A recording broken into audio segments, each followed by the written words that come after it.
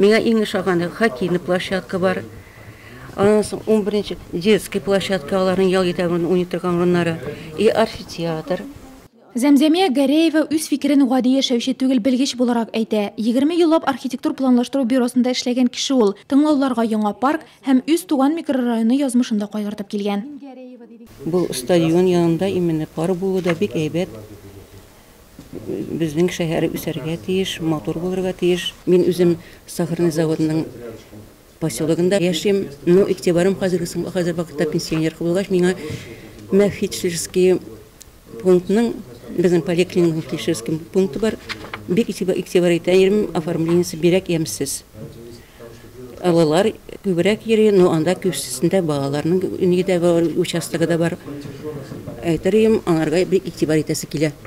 Яңа стадион узган елны сафка басты. Аның тирә-ягын төзекләндерүне микрорайонда яшәүчеләр генә түгел, барлык нурлатлылар да көтә. Аеруча Нурлат гимназиясе укучылары дисәк тә була. Физик культура укытучысы яңа паркта нәрсә эшләячәкләрен уйлап куйган инде. Здесь есть стадион и Монда стадион һәм җиңел атлетика белән шөгыльләнү урыны бар. Футбол уйнап, җиңел атлетика белән шөгыльләнеп булачак. Бу яшь спортчылар өчен уңайлы. Велосипедта йөрү юлы да каралган. Бу юл йөрү кагыйдәләрен өйрәнүче балаларга уңай. Бәйгеләр уздыру өчен яхшы. Моңарчы спорт чараларын нигездә мәктәптә генә уздыра идек. Хәзер махсус мәйданчык булачак. Хоккей тартмачыгы да бар. Аннан ел әйләнәсе файдаланып була. Кышын хоккей, җәен флорбол, туп белән хоккей уйнап була. по правилам дорожного движения. Здесь серьезные люди собрались, которые болеют за свой город. И вот эта и программа, и для нас это объект, он долгожданный для Нурлата. Поэтому, я думаю, мы придем к общему мнению, к общему знаменателю. И с гордостью в конце года будем говорить, что вот мы реализовали, вместе мы реализовали.